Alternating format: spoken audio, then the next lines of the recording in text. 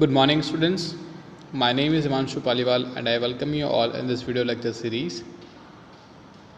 Subject is social science, and in this class we are continuing the question and answer of the chapter story about a village Palampur.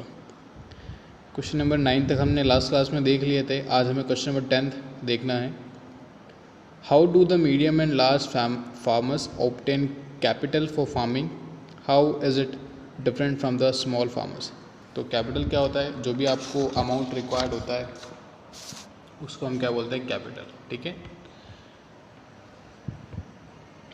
तो story में हमने बात भी करी थी कि जो भी मॉडर्न फार्मिंग एक्टिविटीज़ हैं उनके अंदर काफ़ी सारे इनपुट्स की रिक्वायरमेंट होती है, जैसे फर्टिलाइज़र हो गया, इंसेक्टिसाइड्स हो गया, या फिर जो फार्म मशीनरीज आती हैं वो सब. तो उनके लिए कैपिटल की रिक्वायरमेंट होती है. तो मीडियम और लार्ज फार्मर्स के पास सेविंग्स पहले से इतनी थी कि वो उन सब इक्विपमेंट्स को यूज़ कर सके. वेरएज़ अगर हम स्मॉल फैमिलीज़ की बात करें, स्मॉल फार्मर्स की बात करें, तो उनके पास इतना कैपिटल एज ए सेविंग होता नहीं था कि वो उसको यूज़ कर सकें. ठीक है. एक पॉइंट तो आपका ये हो जाएगा. एक और आप बोल सकते हो कि मीडियम और लार्ज फैमिलीज़ को लोन लेने की ज़रूरत नहीं पड़ती थी, वेरएज़ वो लोन लोगों को देते थे और उसी पैसे का वो क्या करते थे? फार्मिंग में यूज़ करते थे. क्योंकि कंडीशन इतनी हार्श होती है कि स्मॉल फार्मर्स वो लोन कभी रिटर्न दे ही नहीं पाता, और एज ए स्लेवरी और एज ए रिटर्न वो उससे क्या करवाते थे? काम करवाते थे, और जो इंटरेस्ट का जो पेमेंट होता वो भी खुद रख लेते हैं.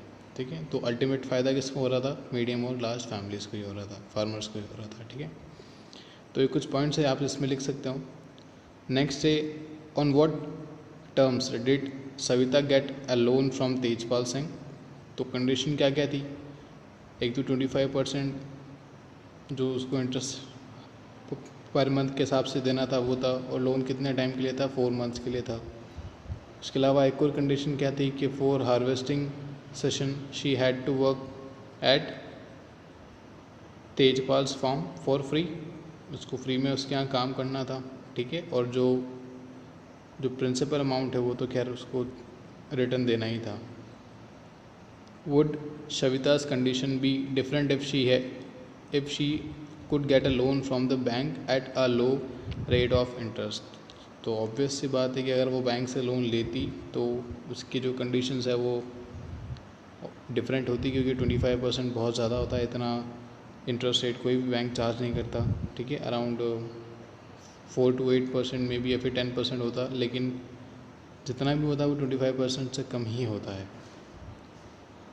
नेक्स्ट क्वेश्चन है, talk to some old resident in your regime and write a short report on the changes in irrigation and changes in production method during the last 30 year. वैसे ये ऑप्शनल है, तो आप चाहो तो उनसे बात करो या ना करो, लेकिन आपको इसका एक ब्रीफ आइडिया तो होना चाहिए. इरिगेशन क्या होता है? जो भी हम वाटरिंग फैसिलिटीज़ होती हैं इन फार्म, उनमें क्या क्या चेंजेस करते हैं उस सबको किस में काउंट करेंगे? इरिगेशन के अंदर. तो वैसे आंसर आप खुद भी सोच सकते हो कि जब मॉडर्न मशीनरीज नहीं होगी उस टाइम पे किससे हम इरिगेशन करते होंगे? उस टाइम पे ट्यूबवेल तो था नहीं, तो वेल से करेंगे, है ना. मेन तो जो 1 पॉइंट हो गया आपका वेल हो जाएगा, फिर हैंडपम्प वगैरह उस टाइम पे इस्टेब्लिश्ड थे, उन सब से भी की जा सकती है.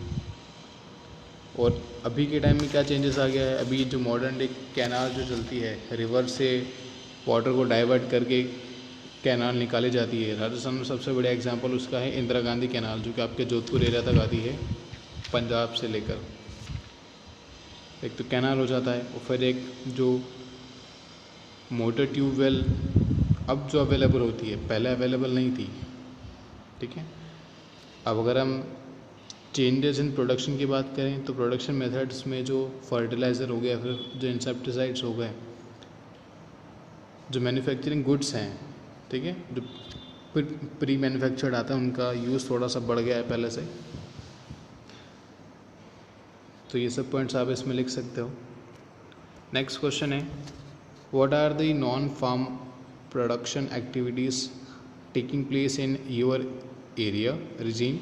Make a short list. तो अभी आप प्रतापगढ़ सिटी में रहते हो तो ऑब्वियस आप नॉन फार्मिंग एक्टिविटीज़ काफ़ी सारी लिख पाओगे, जैसे शॉप्स हो गई। अब शॉप में भी आप उसको डिस्टिंग्विश कर सकते हो कि किस टाइप की शॉप है, फिर सर्विसेज भी हो सकती है। देखो सर्विसेज के अंदर जो भी एम्प्लॉयड वर्कर्स होते हैं सारे काउंट होते हैं। जैसे आप अगर आप कहीं बैंक में जॉब करते हो या फिर किसी शॉप पे जॉब करते हो, ठीक है, तो वो सब इसके अंदर काउंट होता है। रेस्टोरेंट वगैरह आप काफ़ी सारी एक्टिविटीज़ के अंदर लिख सकते हो। स्कूल भी इसके अंदर आता है नॉन फार्मिंग एक्टिविटीज़ के अंदर, या फिर जो आप मिल्क सेल करते हो वो भी नॉन फार्मिंग के अंदर आ जाएगा। ट्रांसपोर्ट वगैरह फैसिलिटीज़, ठीक है, तो ये सारे पॉइंट्स आप इसके अंदर लिख सकते हो। सिर्फ पॉइंट लिख देना है, फिर एक लाइन इस पर डिस्क्राइब भी कर सकते हो। एज यू विश आप उसको काफ़ी इजीली लिख पाओगे। Next question number 14, what can be done so that more non farm production activities can be started in a village. देखो काफ़ी, अगर आपने स्टोरी सही से पढ़ी है तो आप उसके बेसिस पर भी आंसर दे पाओगे। अगर मान लो विलेज की कनेक्टिविटी जो भी नियर बाय टाउन है उससे इंक्रीज़ की जाती है, तो सबसे पहला चीज़ जो इंक्रीज़ होगा वो होगा ट्रांसपोर्ट। तो आप बोल सकते हो कि नॉन फार्मिंग एक्टिविटीज़ में ट्रांसपोर्ट इंक्रीज़ किया जा सकता है।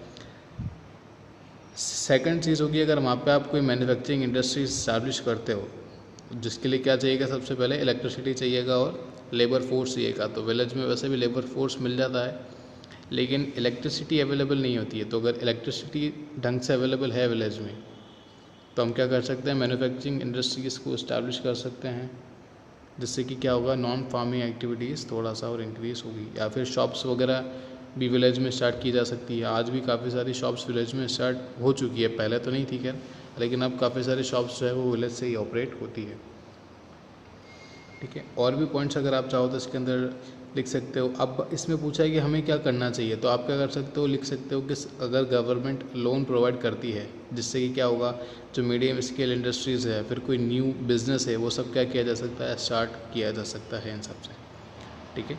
तो यहाँ पर आपके NCERT बेस जितने भी क्वेश्चन थे वो एक बार फिनिश होते हैं।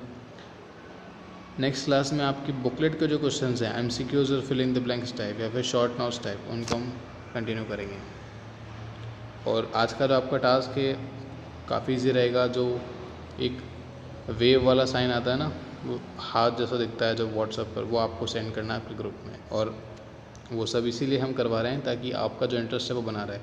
और प्लीज़ मुझे ज़रूर फीडबैक आप इस वीडियो के कमेंट में लिख सकते हो कि आपको लेक्चर किस टाइप का लगता है, आप चाहते हो कुछ इम्प्रूवमेंट है उसके अंदर, या फिर जैसा है वो सही चल रहा है, या फिर इसमें कुछ खराबी है।